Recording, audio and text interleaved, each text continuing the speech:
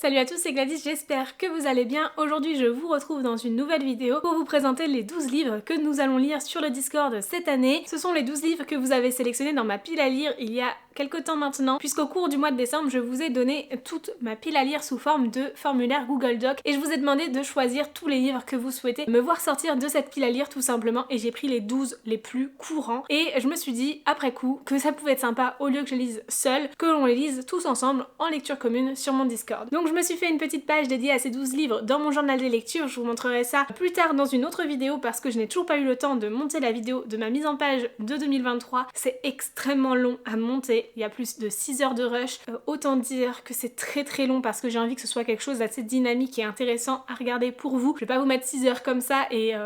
patienter le temps que j'aille chercher des trucs par-ci par-là quand j'avance pas dans mon journal. Bref, je change un petit peu de sujet là. Je vais vous présenter les 12 livres que l'on va lire tout au long de l'année, donc si jamais vous voulez participer à certaines des lectures communes, n'hésitez pas à nous rejoindre sur mon Discord, le lien est dans la description. Pour ce qui est du fonctionnement des lectures communes, ce sont des lectures communes que l'on va faire chacun à notre rythme pour que ça convienne au plus grand nombre. Il y aura à chaque fois un salon dédié pour chaque livre avec un découpage par fil de discussion pour pouvoir avancer dans la lecture commune et ne pas spoiler les personnes qui sont plus en retard dans la lecture que nous. Et puis les lectures communes seront offertes tout au long du mois, comme ça si certaines personnes prennent plus de temps pour lire, ont un peu moins de temps à ce moment-là mais veulent quand même participer, normalement sur un mois on devrait trouver le temps de lire un livre. Bref, le premier livre de ces lectures communes, donc celui qu'on lit pour le mois de janvier, c'est The Savage Song de V.E. Schwab que j'ai ici dans l'édition Lumen. C'est un livre que je suis déjà en train de lire justement pour ces lectures communes et il y a encore temps, si jamais vous le souhaitez, de le lire avec nous bien évidemment, puisque certaines personnes n'ont même pas encore commencé de le lire, donc il y a vraiment de la place si jamais vous voulez arriver un petit peu plus tard. Ici c'est une histoire qui se passe dans la capitale de Verity qui est ravagée par différents meurtres. Il y a plusieurs types de créatures,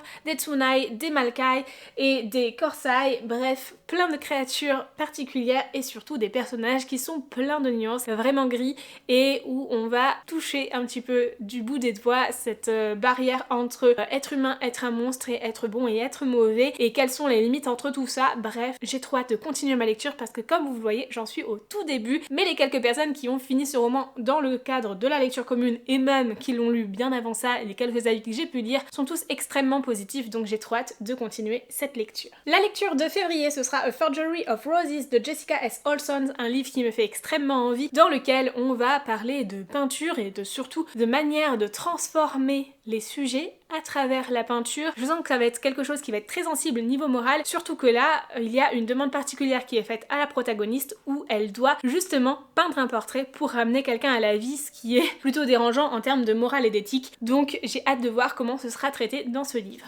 Ensuite en mars on lira le tome 3 de la saga ACOTAR, un livre que je n'ai pas encore lu, donc comme ça si jamais vous n'avez pas commencé cette saga, vous avez le temps de lire les quelques premiers tomes avant. D'ailleurs je crois que Nina Quill organise toute une lecture commune autour de ACOTAR. Si je me trompe pas, le tome 3 tombe en même temps que la lecture commune de Nina Quill, donc vous pourrez participer aux deux si jamais ça vous intéresse. Pourquoi j'ai choisi de mettre celui-ci en mars? Tout simplement parce que j'ai prévu une lecture du tome 2 de Crescent City en avril et il paraîtrait qu'il vaut mieux lire le tome 3 de ACOTAR avant de lire le tome 2 de Crescent City, sinon on risque de se spoiler quelques petites choses puisque toutes les sagas de Sarah J. Maas sont liées et dans le même univers. Donc j'ai décidé de retarder ma lecture de Crescent City tome 2 jusqu'à avril pour avoir le temps de lire le tome 3 d'ACOTAR, quand bien même ce livre me fait extrêmement envie. Enfin c'est bizarre, je suis un petit peu mitigée face à ce livre parce que d'un côté j'ai très envie de le lire, ça fait très longtemps que je l'attends, mais d'un autre côté j'ai peur qu'il ne soit pas à la hauteur du tome 1 qui est un énorme coup de cœur que je tiens toujours à très haute estime. Pour ce qui est des histoires de ces deux romans, on est sur de la romantasy, des histoires qui sont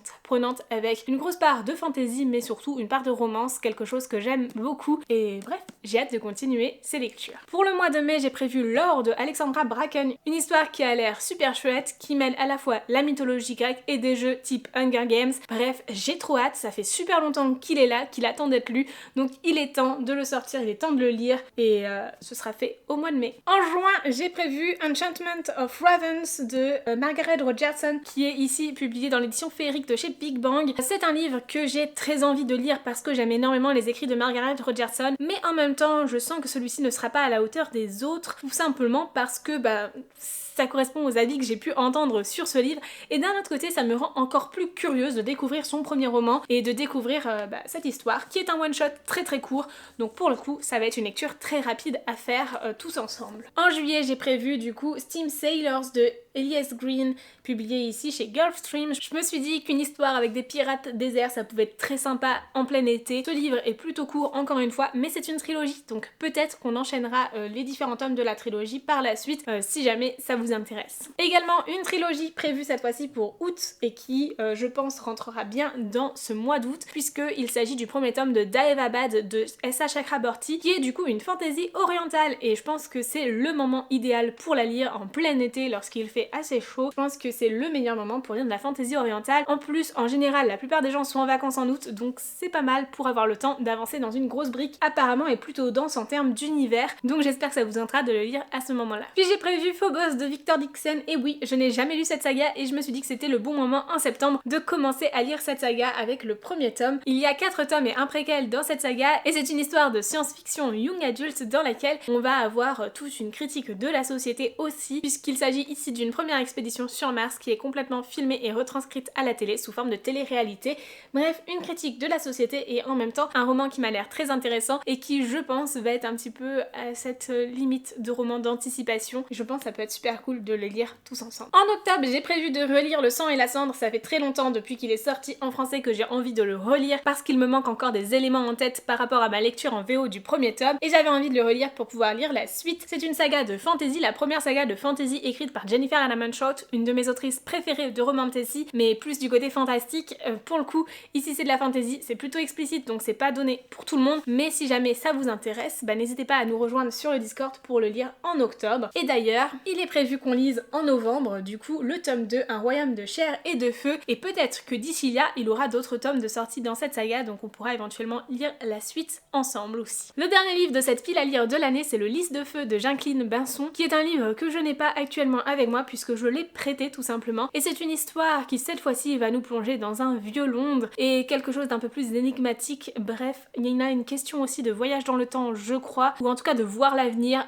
J'ai trop hâte, ça a l'air trop chouette. Je l'ai acheté déjà en décembre, non pas 2022 mais 2021, donc ça commence à dater un petit peu et il serait temps que je le lise. J'espère encore une fois que vous serez nombreux à lire ce livre avec moi. Voilà donc pour toutes ces lectures de l'année 2023, je suis trop contente d'avoir organisé ça de cette façon. Si jamais vous voulez participer à certaines de ces lectures, n'hésitez pas à nous rejoindre sur le Discord, et si jamais vous souhaitez lire d'autres livres que ceux-ci ou certaines des suites de sagas ou des tomes précédents, parce que c'est vrai que j'ai sélectionné les livres là où j'en étais moi dans ma pile à lire, et bien n'hésitez pas à en proposer sur le Discord et je pense que de nombreuses personnes seront ravies de les lire avec vous. Sur ce, moi je vous fais de très gros bisous, je vous souhaite de très belles lectures et de belles lectures communes aussi, et je vous dis à très bientôt dans une nouvelle vidéo. Ciao!